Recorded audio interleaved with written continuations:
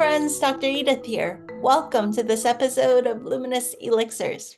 Over the past 2 decades, I've had the honor and blessing of working with thousands of beautiful human beings, clients and students who are highly advanced and evolved souls. Very often, people will reach out for support and integration after having a profoundly life-changing awakening experience. One of the most common questions I get, and see if you can relate to this, is, Dr. Edith, after having my awakening experience, it feels like I've lost all my motivation. My whole worldview has been turned inside out and upside down. And after my awakening, I just don't feel inspired by my work anymore. Everything that used to motivate me, everything that I used to get so much pleasure from, it all seems kind of pointless and meaningless to me now. Will I ever get back my motivation, my purpose, and the meaning to my life again? Well, if you're currently feeling like this also, I have both good news and bad news for you, because the answer is both yes and no. Let's unpack this together. First, it's very helpful to get still and ask ourselves this very important question. Who is it that has lost motivation here? Meaning, is it the persona, which was the conglomeration of our old patterns and programs and old societal conditioning and so on, that version of ourselves? Or is it our truest, deepest, most authentic self? In other words, which I is it that feels like they've lost motivation and purpose? Because here's the thing, in the awakening experience, what's actually occurring is that we're remembering our truest, deepest, most authentic self again. And so, based on my own personal experience, the way that our true authentic self or high self or our I am, it experiences life without so much emotional roller coaster and up and down and drama, right? Our true essence, it just is. It's not trying so hard to be motivated. It's not trying so hard to live a purposeful life. It naturally brings a sense of timeless wisdom and love and equanimity into everything that we do. And it's not trying so hard to make the right choice. And instead of trying to fix the world, we are operating from our true selves, which brings a natural sense of presence and authentic beingness into everything that we do. This version of ourselves is curious, is open, is not attached to outcome, but yet is open to expansive possibilities. So it doesn't have such a tight grip, a fixed agenda, is aligned and attuned to truth, authenticity, love, wisdom, and the highest win-win-win in every situation, and the right action arises in an effortless and potent and powerful way. So this idea of purpose and motivation, all of this is getting recalibrated. It feels very different from our old ideas, concepts, and dogmas and ideologies that we used to believe in. Those things, they're getting dissolved. And what remains is an energetic quality that feels fresh and clean and clear and expansive and ever-flowing and ever-evolving. Is attuned to a sense of aliveness and an impulse that arises from the heart. It's not pushy in its agenda. Instead, is inspired, is enthusiastic, is joyful, is light, is delightful and fun, glad to be of service. Whereas the old conditioned mind perceived the world as somehow broken and needing to be fixed, our motivation and purpose is somehow we got to save the world or fix the world. There was this tight, narrow, rigid, and serious concept of what purpose looks like and feels like. So will you ever get back your motivation, your sense of purpose? Well, the old persona, the old conditioned mind and limitation programs, that version of you which has lost its motivation and sense of purpose, it's no longer in charge. It's no longer running this life. So are you ever going to get back that sense of purpose and motivation? I hope not.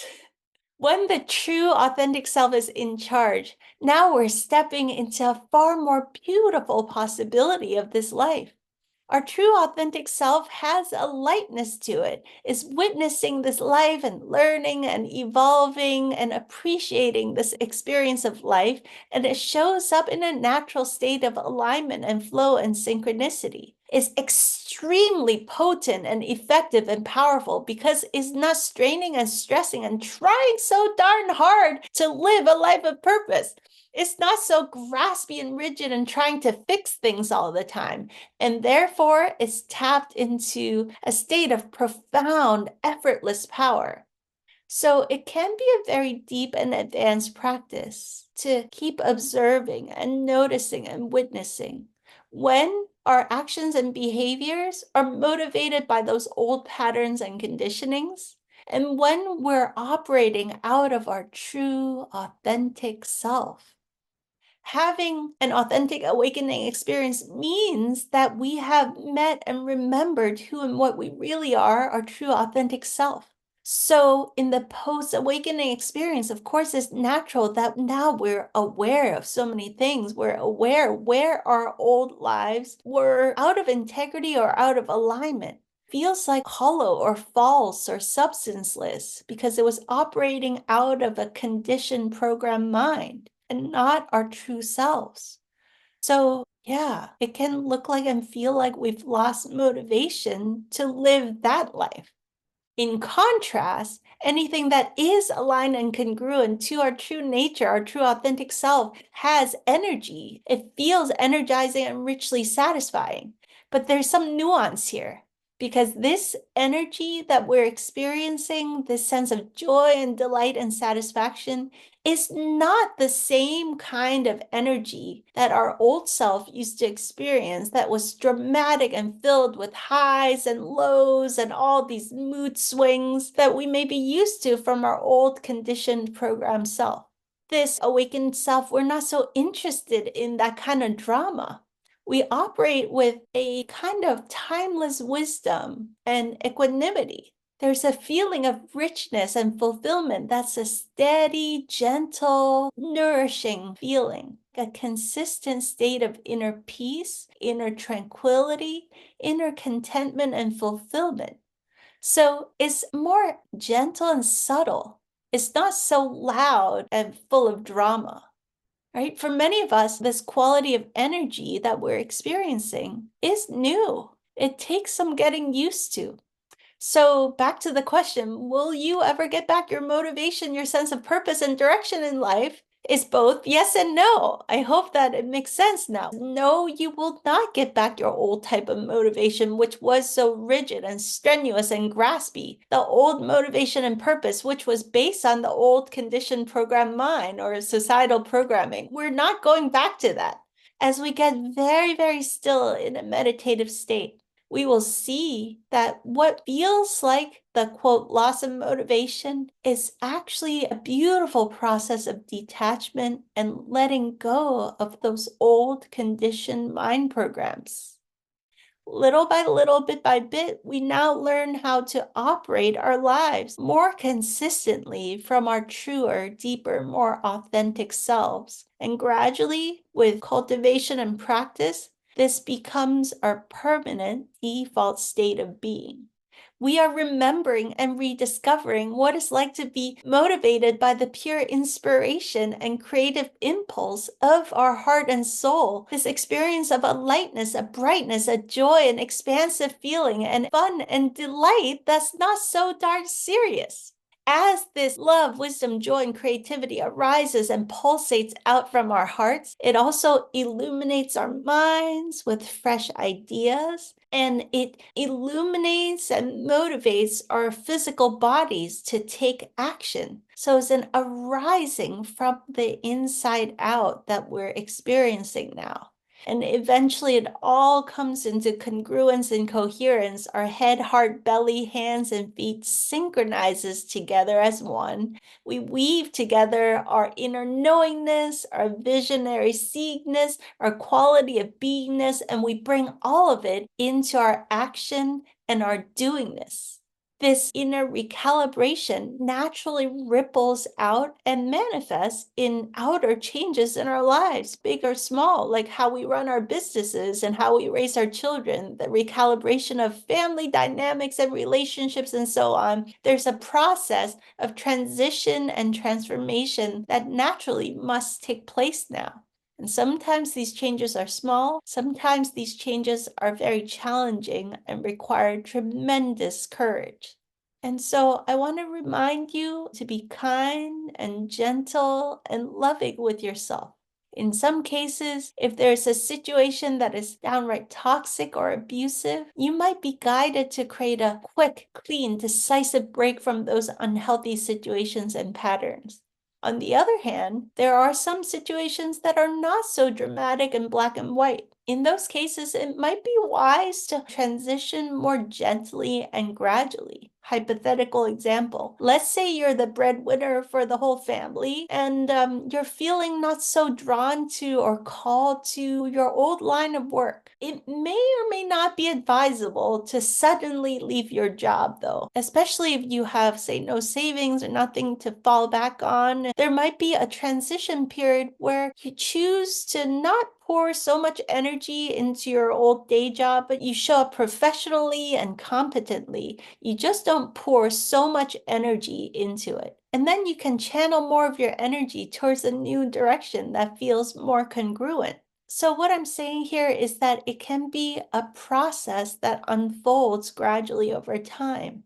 This is why meditation is so important. We want to get very still in a meditative state and tap into the inner guidance, the inner wisdom, because the answers are already there. Also, there are cases where even if you don't change anything whatsoever in your external life, as you bring this quality of beingness into everything that you do, you could go to the same exact job, live in the same house, have the same spouse, everything the same, but you bring this different inner state of being, inevitably it will manifest into different results, different responses from everyone around you. A different set of synchronicities and opportunities start to open up for you. You literally step into a new trajectory, a new timeline. Bit by bit, you attune to the energetics of the choices and options that are opening up for you. You keep choosing the choice that feels most joyful, most inspiring, most exciting, most resonant for you. And very soon, you find yourself manifesting a very different quality of life. So it's a process of recalibration, integration, stabilization. It's a process of dissolving our old identities. It's also a process of strengthening our inner alignment with our truest, most authentic self and allowing our gifts, our love, our wisdom, our beauty, our creativity, our talents, and our abilities to blossom and fully express itself into this physical life. It's really a process of alchemy. So please be kind with yourself and remember that even the Buddha didn't snap a finger and become Buddha overnight, and Jesus didn't just snap a finger and become Jesus overnight. Even they had to go through a process of initiations, alchemy, and transformation.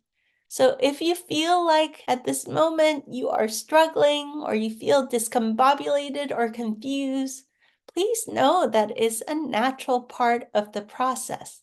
Please be kind and gentle with yourself and meditate deeply and get very, very still within yourself. Tap into the deeper wisdom and clarity that is already there and know that the answers are already there. And also, please remember that you're not alone. There are so many of us now walking this path. Know that I'm cheering you and celebrating you and sending you lots of love.